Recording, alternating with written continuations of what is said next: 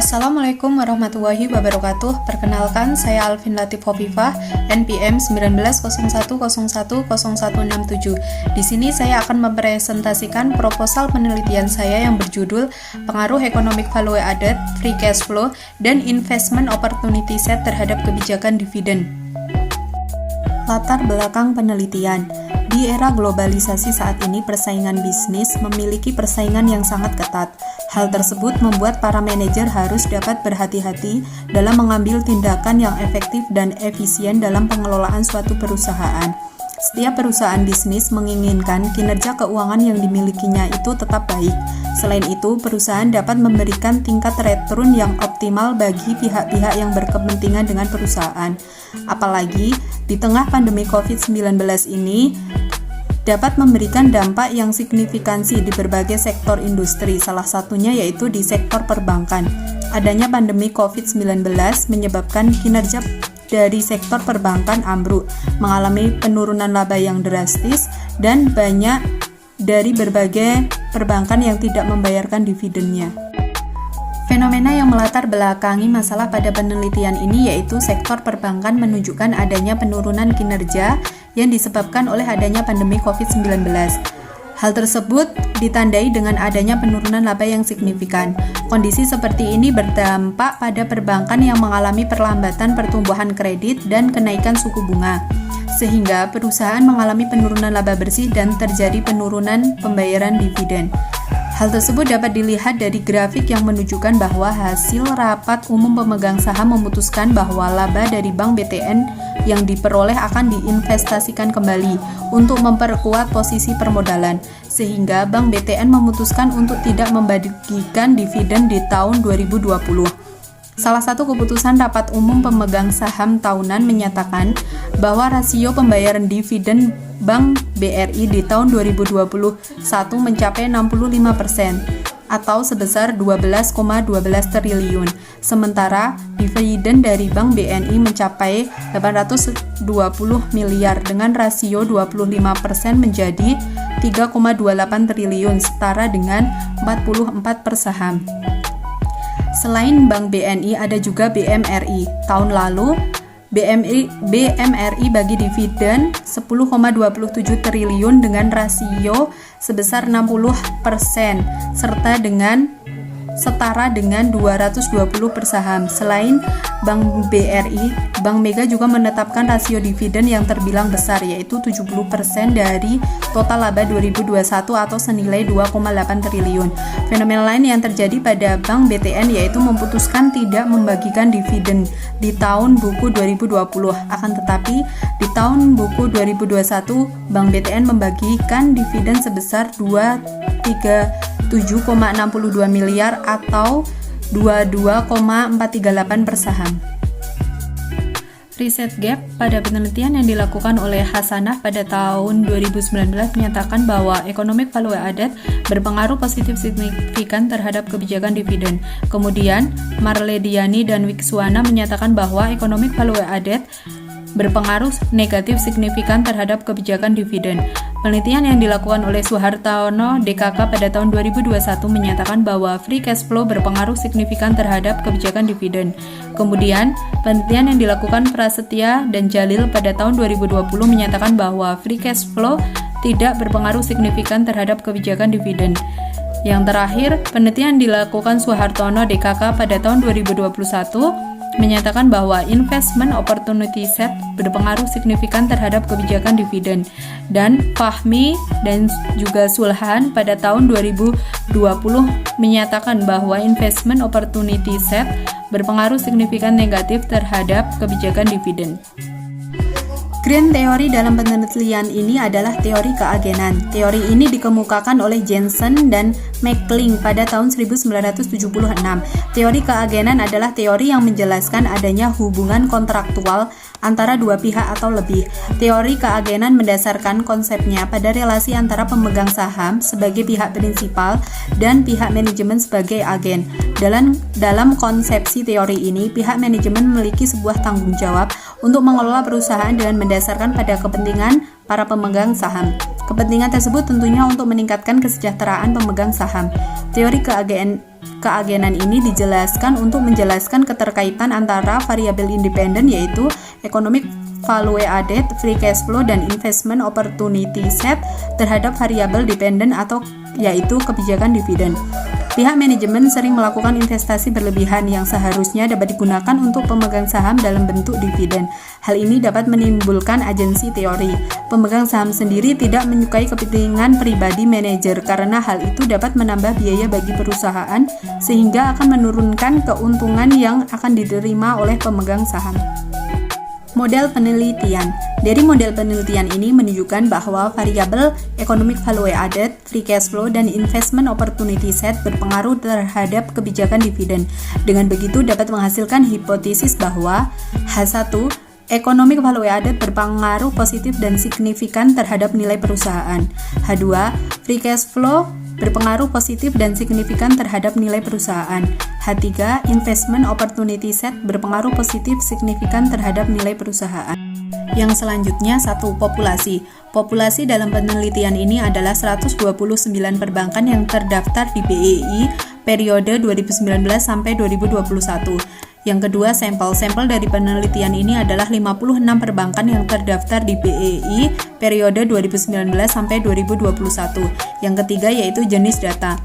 Jenis data yang digunakan dalam penelitian ini adalah data kuantitatif. Penelitian ini menggunakan sumber data sekunder, yaitu data yang tidak langsung diberikan kepada peneliti karena harus melalui orang lain atau melalui dokumen. Data ini diperoleh melalui laporan keuangan tahunan pada sektor perbankan yang terdaftar di BEI periode 2019 sampai 2021. Yang keempat yaitu teknik pengambilan sampel. Teknik pengambilan sampel dalam penelitian ini menggunakan metode purposive sampling dengan kriteria sampel sebagai berikut. 1. Perbankan yang terdaftar di BEI periode 2019 sampai 2021. Yang kedua, mata uang yang digunakan dalam laporan keuangan adalah rupiah. Yang ketiga, perbankan yang tidak mengalami kerugian selama periode penelitian. Yang keempat, perbankan yang memiliki data laporan keuangan tahunan yang sudah diaudit. Definisi operasional dan pengukuran variabel. Yang pertama yaitu economic value added. Economic value added adalah pendekatan dalam menilai kinerja operasional perusahaan secara adil, di mana kepentingan dan harapan pemilik modal atau kreditur dan pemegang saham diukur secara tertimbang dari struktur modal. Indikator pengukurannya yaitu EVA sama dengan NOPAT dikurangi WACC kali invested capital. Yang kedua yaitu free cash flow. Free cash flow adalah dana yang diberikan kepada kreditor atau pemegang saham dalam bentuk dividen. Indikator pengukurannya yaitu free cash flow sama dengan operation cash flow dikurangi capital expenditure dibagi total aset. Yang ketiga yaitu investment opportunity set. Investment opportunity set adalah investasi di masa yang akan datang sebagai kombinasi antara aktiva real dengan alternatif di masa yang akan datang yang memiliki nilai bersih positif. Indikator pengukurannya yaitu investment opportunity set sama dengan saham yang beredar dibagi total ekuitas. Yang terakhir yaitu kebijakan dividen. Kebijakan dividen adalah keputusan apakah laba yang diperoleh perusahaan akan dibagikan kepada pemegang saham sebagai dividen atau akan ditahan dalam bentuk laba ditahan guna pembiayaan investasi di masa yang akan datang. Indikator pengukurannya yaitu DPR sama dengan dividen per lembar saham dibagi laba bersih per lembar saham kali 100%. Yang selanjutnya, analisis data. 1. Statistik deskriptif. Analisis statistik deskriptif adalah metode analisis data berupa pengolahan statistik yang dilakukan pertama kali dalam suatu penelitian. Analisis ini dilakukan untuk mengetahui gambaran dari variabel-variabel yang digunakan dalam penelitian dengan cara melihat tabel statistik deskriptif yang menunjukkan hasil pengukuran min, nilai minimum dan maksimum, serta standar deviasi. Yang kedua yaitu uji asumsi klasik. Uji asumsi klasik meliputi 1. Uji normalitas. Dalam penelitian ini menggunakan uji Kolmogorov-Smirnov dalam menguji normalitas data. Dengan kriteria bahwa nilai signifikan lebih besar dari 0,05 maka data tersebut dapat dinyatakan berdistribusi normal. Yang kedua yaitu uji multikolinearitas. Penelitian ini menggunakan pengujian multikolinearitas dengan menggunakan nilai varian inflation factor atau VIF dan tolerance dengan syarat 1. Jika nilai VIF lebih kecil dari 10 atau nilai tolerans lebih besar dari 0,10, maka dinyatakan tidak terjadi multikolinearitas. Yang kedua, jika nilai FIF lebih dari 10 atau nilai tolerans kurang dari 0,10, maka dinyatakan terjadi multikolinearitas. Yang ketiga ada uji autokorelasi. Dalam penelitian ini menggunakan uji Darwin-Watson dalam menguji autokorelasi data dengan kriteria 1. D kurang dari DL atau D lebih besar dari 4 min DL, yang artinya yaitu terdapat autokorelasi. Yang kedua, DU kurang dari D kurang dari 4 min DU, yang artinya tidak terdapat autokorelasi.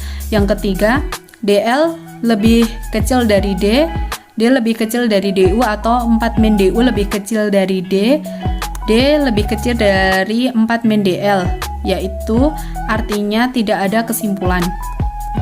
Yang keempat yaitu uji heteroskedastisitas. Uji heteroskedastisitas merupakan uji yang digunakan untuk menguji terjadi perbedaan varians dari residual sebuah pengamatan ke pengamatan yang lain. Dalam penelitian ini, uji heteroskedastisitas dapat dilihat dari grafik scatter plot. Yang ketiga yaitu ada analisis linier berganda.